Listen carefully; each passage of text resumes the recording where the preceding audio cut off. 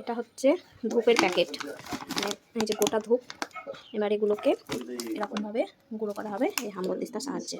তারপর এই পাটাতে বাটা হবে।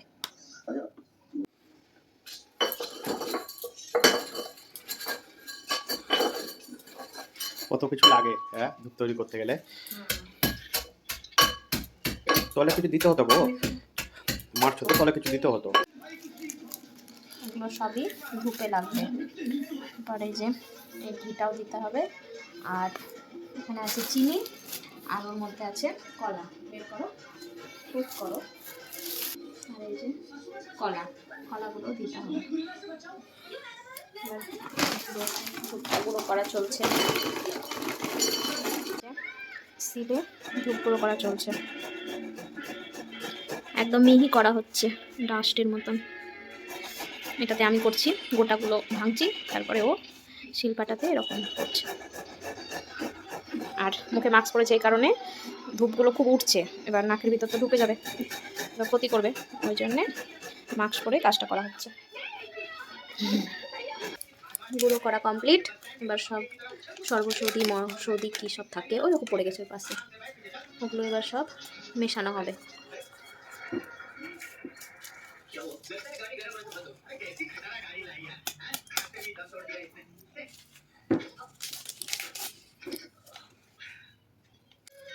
একদমই অল্প থাকে। আর একটা কেজি দেখো, আদৌ কি ওই জিনিসগুলো থাকে যেটা নাম? সবই তো একই রকমেরই গুঁড়োগুলো। চন্দনের গুঁড়ো, সবটাই লেগে যাবে। মিক্সড করা চলছে, মেশানো হচ্ছে ঘি।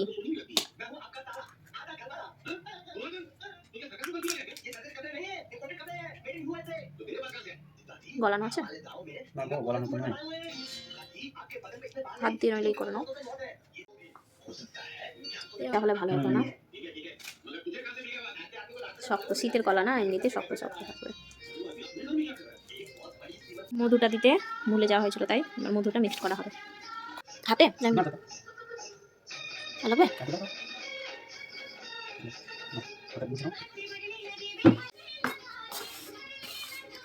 মেশানোর কাজ চলছে এখন,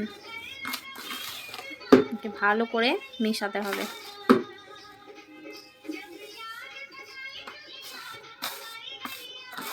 খুব সুন্দর হয়েছে। আমরা বাড়িতে এভাবে ধূপ তৈরি করেই ব্যবহার করি।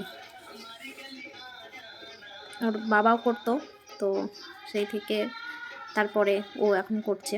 এই ধূপটাই ও দোকানেও ব্যবহার করে, আমরা বাড়িতেও ব্যবহার করি। খুব সুন্দর সেন্ট হয় এই ধূপটার, মানে বাজারে যে কেনা ধূপ পাওয়া যায় তার থেকেও এটা বেশি সুন্দর হয়।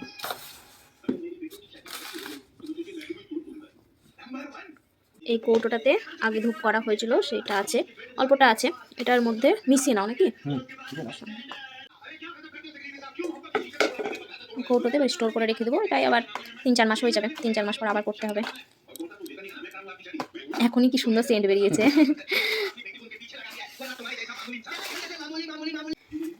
মেশানো কমপ্লিট, এবার কৌটোতে ভরা চলছে।